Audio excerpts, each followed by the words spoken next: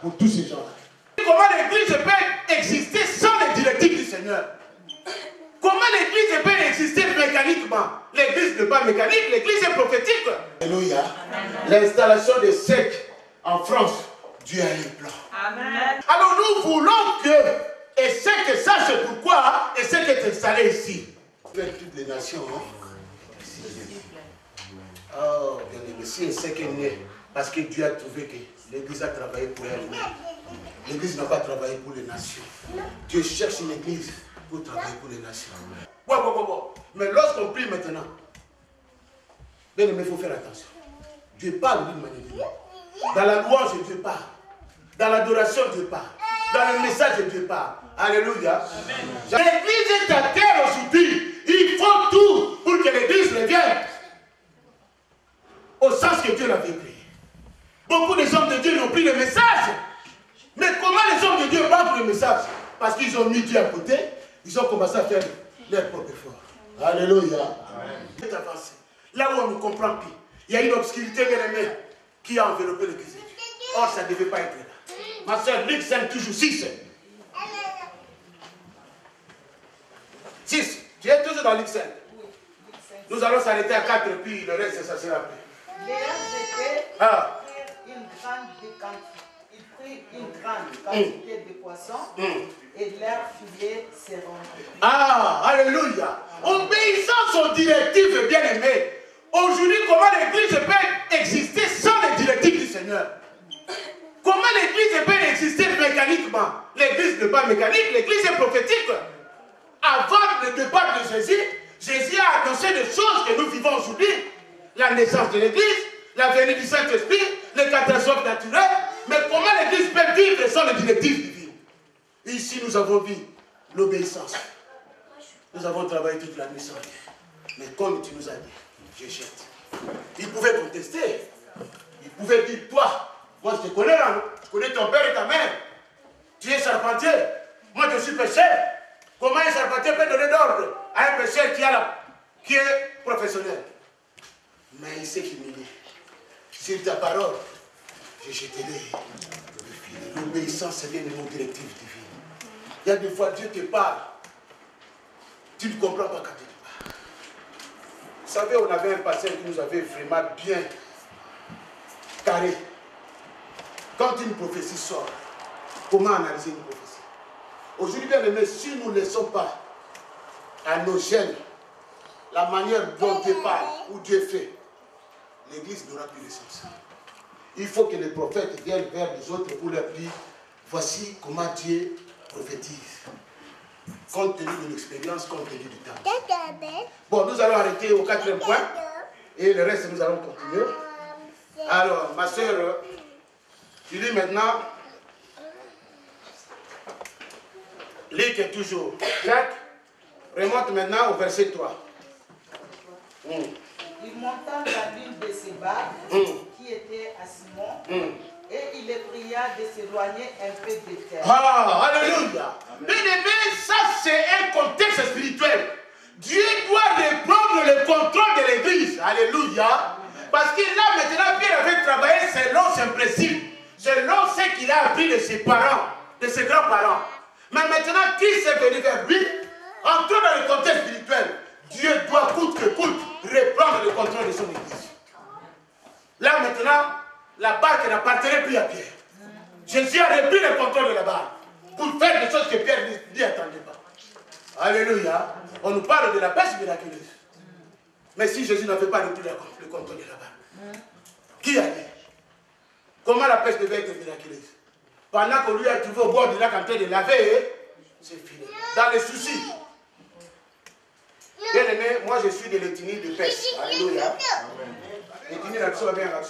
On a un principe, docteur. Tu peux dormir, vous savez, pour aller travailler, il faut se réveiller tôt. Il y a des fois, les grands-pères ou l'oncle s'est saoulé hier la nuit. Il ne se réveille pas tôt pour aller à la pêche. Il était réveillé à 10h, 11h. Avant de partir, il dit à sa femme, Soukoula Nzou, comme moi, filer mon auto, comme on a Soukoula. Donc, il a raté. Même au bord, silence. Donc, comment filer on a Soukoula, les enfants connaissent un peu les gars, la Soukoula, c'est la marmite, lave la marmite. Parce qu'il dit que le roi n'a qu'à avoir, il a que ça dit. Mais ils oublient des fois, il y a des vents. Lorsque les éléments de la nature se lèvent, il y a des fois, tu ne peux pas rentrer dans le pirogue. Et on me dit, Soukoula Nzou. Ah bon? Alors, bien aimé, là, maintenant, l'Église est confrontée aux éléments de la nature. Là où nous ne comprenons plus, nous sommes dans le brouillard. Or, c'est nous qui avons l'éclairage. Maintenant, nous sommes dans le brouillard. Il faut que Dieu reprenne le contrôle de son Église. Afin que les choses changent. Bien aimé, le peuple de Dieu souffre. La nation souffre. Il y a des gens qui viennent malades à l'église qui ne parlent malades. Ils ne comprennent plus. On leur a dit, oui, Dieu peut guérir, Dieu peut guérir. Mais jusqu'à dire, mais où est ce Dieu-là? Vous savez l'histoire de Gédéon. Il a dit à l'ange, qu'est-ce que nos grands-parents nous disent? Maintenant, tu viens vers moi. Tu m'appelles vaillant héros. Moi qui ne connais même pas comment serrer le poing. Tu m'appelles vaillant héros. Mais lorsqu'il avait eu la détermination, il a reçu la cible de l'Éternel. C'est lui qui était battu. Il faut que Dieu reprenne le contrôle. Et bon, nous allons prier les 4 points. Si Dieu permet, à l'occasion, de m'aider pour finir ça, bien aimé. Ah, bien aimé, c'est un message qui engage l'Église. Alléluia. La notion du temps. Est-ce que tu es une prophétie? Tu es une famille prophétique? Tu es une sœur prophétique? Tu es un tel prophétique? Ou bien tu viens ici parce qu'il y a une invitation? Vous savez, aujourd'hui, l'Église est pleine. Ma fille est venue me voir. Papa, j'ai reçu un homme qui veut me marier. As-tu dit en Arabie? Tu l'as reçu? Aïe, l'église a son papier, aïe, que je sois française. Oh non, papa, non, il est français. Amen, oui. Parce qu'on comprend plus qui ils sont dans l'église. Ils sont venus faire quoi? Acte 2, 47 me dit ceci. Louant Dieu et trouvant grâce auprès de tout le peuple, et le Seigneur a ajouté chaque jour à l'église ceux qui étaient sauvés. Aujourd'hui, nous voyons les gens quand ils sont venus à l'église pour déstabiliser l'église. Or, la Bible me dit, la Bible me dit, louant Dieu et trouvant grâce auprès de tout le peuple.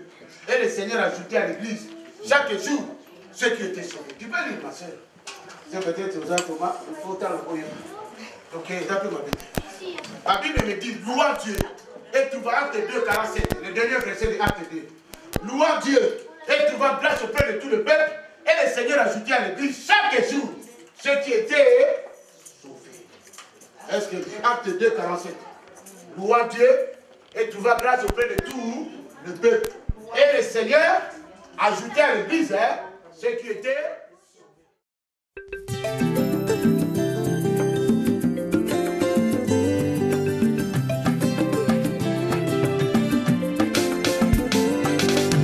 Pourquoi cherches-tu encore alors que j'ai tout accompli?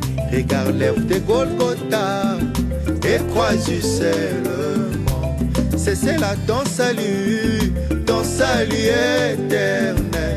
C'est là-haut mon frère, ta consolation. C'est là le pardon de tes nombreux péchés.